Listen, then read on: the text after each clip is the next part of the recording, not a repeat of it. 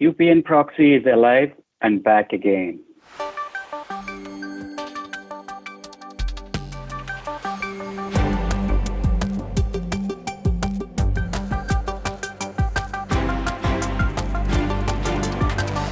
So Ganesh, it looks like UPnP is being abused. Can you tell us about UPnProxy? Thank you, Andy. That's right, actually. The UPnP, basically, we all thought it's dormant, it's not longer available, but it seems like it came back to life, and this time, more robust than the last time. This is basically a research has been done by Akamai researchers, and they were looking at some of the UPN-related proxies, and they discovered the new campaign, which they're calling is eternal silence. What's basically happening is in this eternal silence campaign, they're trying to figure it out UPnP devices with routers basically to exploit them. Before going further, we all know UPnP is basically it's more like a convenience rather than a security feature, right? For example, it provides the users like port forwarding with any devices so that user has a little interaction with the devices the way they can configure it. That's the whole idea behind it.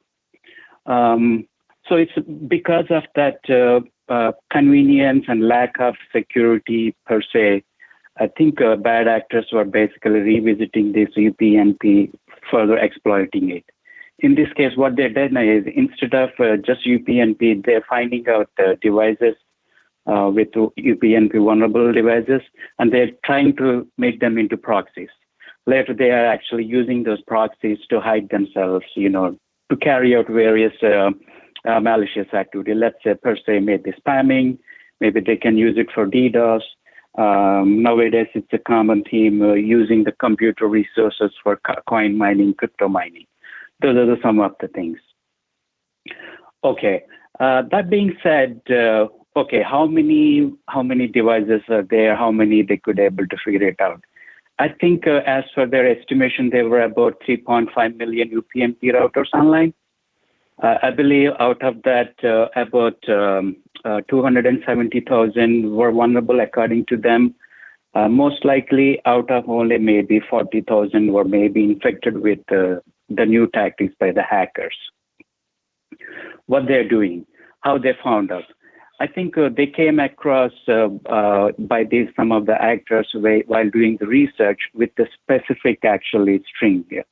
I think which is in Spanish. Basically, it translates, I believe it translates to silent cookie. I think hence the name, they named it as eternal silence. Why eternal silence? I come back to a little bit.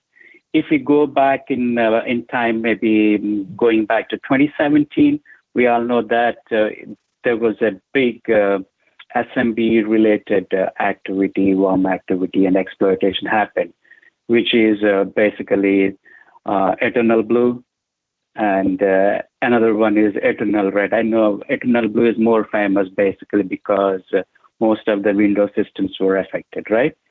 In case of Eternal Red, basically it's the same exploit, but for the Linux flavor. So I think since it kind of leverages the same kind of exploits, so they basically combined the silence with eternal, and they came up with the name Eternal Silence. And coming to that, those Eternal Blue and Eternal Red exploits, we all know it uses the SMB ports. SMB ports, we all know basically, I think anybody basically watching for UPnP anything, I think they should monitor any activity happening on port 139. Another one is 445, which is actually SMB. By the side note, I think there is also a big CVSS 9.5 or 9.9 exploit has been basically identified in SMB recently. So I think it doesn't hurt to basically looking at those SMB ports and try to tighten up, maybe looking at some logs. I think this will definitely help. What else can be done? Okay, how it is possible? The reason it's possible is when it happened in 2017/2018 timeframe, only the devices outside the network, basically, which are behind NAT, were not affected. Maybe it's basically maybe they were not exposed at that time. What UPnProxy eternal silence is taking advantage of is those devices which were behind the NAT, they were trying to actually leverage them because they were not exposed at the time. Using the proxying thing, basically, they're trying to get onto them. So what does it do? It's not easier to find out for the regular user, and how can we protect against it? I think the two ways, I think that the first thing would be looking at the scanning at the endpoints, right? Endpoints, you try to figure it out if something is amiss, maybe something seems like anomalies. And also, obviously, disabling UPnP if you doesn't need it. That's one way of doing it. And another one is looking at the NAT table entries, because all this NATing happens, the anti-NATing, whatever the technique they're using, they try to modify the NAT tables. So I think one of the first things would be go and revisit your NAT tables, try to see any suspicious, maybe not known entries. I think that would be a good indications. And what else? If you find some NAT entries has been modified, what were the options? I think the first thing would be reset the NAT tables, maybe reset the firmware, maybe, and sometimes maybe it doesn't hurt to reflash the memory of the device. So the reason I wanted to just touch base with this one is, even though it's forgotten, I know even though it's pretty old, we thought, we already took care of eternal blue and eternal romance, all this stuff over the years. But it looks like they found different ways. Basically, still there might be some devices, and they're using the devices behind the NAT to leverage it. And just before taking your advices and comments, I just want to say, I think one thing we all should be aware is this has been a very old vulnerability, and most of the vendors basically they have some sort of patches, security advisories, maybe mitigations in place for this UPnP. I think again, it reiterating the point, up-to-date firmware updates, that basically limits the surface attack. Yeah, and I want to underscore that a little bit too, because UPnP attacks, UPnP abuse it's not uncommon. It's not the first time we've seen it. This is just kind of like the latest iteration of it. But it's funny that you mentioned flashing your router or like reinstalling the operating system or resetting it to factory settings. One of the mitigations that the article actually points out is just straight up buy a new router. So if you've got an older router, pick up a new one and make sure UPnP is disabled. I think that would be smart. So essentially what's happening here, and correct me if I'm wrong and add to it, but I'm just like a regular homeowner. I've got standard home internet. I go out and I buy a router, and I don't know a lot about routers, and I plug it into the wall and I get internet. I'm good. Underneath it, though, what's happening is this router is exposing a UPnP port on the internet, and attackers are able to scan the internet and see that, and then they're able to kind of run exploits. Is that kind of what's happening here? Yeah, that's exactly true. Basically, they're basically looking for vulnerable routers, in this case, devices. Once they found, what they're doing is they're trying to use NAT filtering to avoid actually inject some NAT injection, NAT filter. I meant to say NAT injection, to get some code onto it. How are they doing it? Once they found it, basically they are also using the brute forcing. You exactly touch based on the point in a different way, in the sense a user just brings the device and you plugs it in, right? Most likely they don't have strong credentials. And these attackers are basically preying on that tactic also.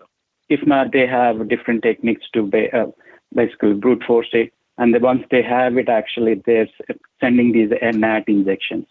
Once they have it, they will hide the devices. They will make it into a proxy. And again, actually, they can use for anything. I forgot to mention, actually, besides DDoS and spamming and other stuff, it can be used as the initial entry into a corporate network. per se, if it is in the corporate network. I think that gives exposure to a lot more devices rather than a home user. So, there are limitless opportunities, but I think it just takes some time to applying the patches. Like you said, if one's router is old, I think it doesn't have to get a new one. Basically, we have newer standards. I think most likely faster internets. I think older devices may not probably support the new speeds. These companies that ship these routers should just disable it right off the bat, just default deny, because time and time we see again that users just cannot be the sole responsible party to set up security, because most people who just buy routers for their home just don't even think about it or look at it. That's I 100% agree with you, Chris. I think in the past, not necessarily with respect to these routers, we talked in the past, especially with, I think, Windows-related stuff like SMB shares, stuff like that. We always discuss, like I think Andy was part of one of the discussions. Why not the vendors itself default it to, lockdown boxes? Right? For example, like you alluded to, default disable the UPnP port. If some user needs it, probably they know what they're doing. Probably if they're actually enabling UPnP port forwarding, probably ensure they have a complex password. Some sort of additional chain. Yeah, we had a discussion on one of the last ThreatTraq episodes that we did. I think it was Tony brought up this idea of like an actual certification that you can slap on devices, routers, internet connected anything internet connected really. And basically it would just be like this stamp of like, hey, this product or this device has undergone basic security testing and out of the box is not inherently as insecure or misconfigured. Because that's kind of what we're seeing a little bit. That's what you talked about, Chris, where the users just can't be relied upon to just buy these products, plug them in at their houses, and then start digging into their configuration settings.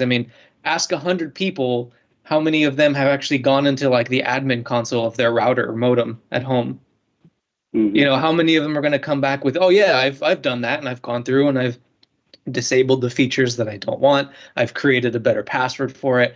I'm going to say it's under 50%, but I'm probably being a little generous there because it's probably much lower.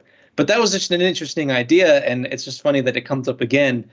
Tony brought it up that last time, and then Chris, you mentioned that it should be on the manufacturer. The onus should be on the manufacturer or some other body to ensure that when these devices get to the end user doesn't have to go off and do all of these things just to make it secure.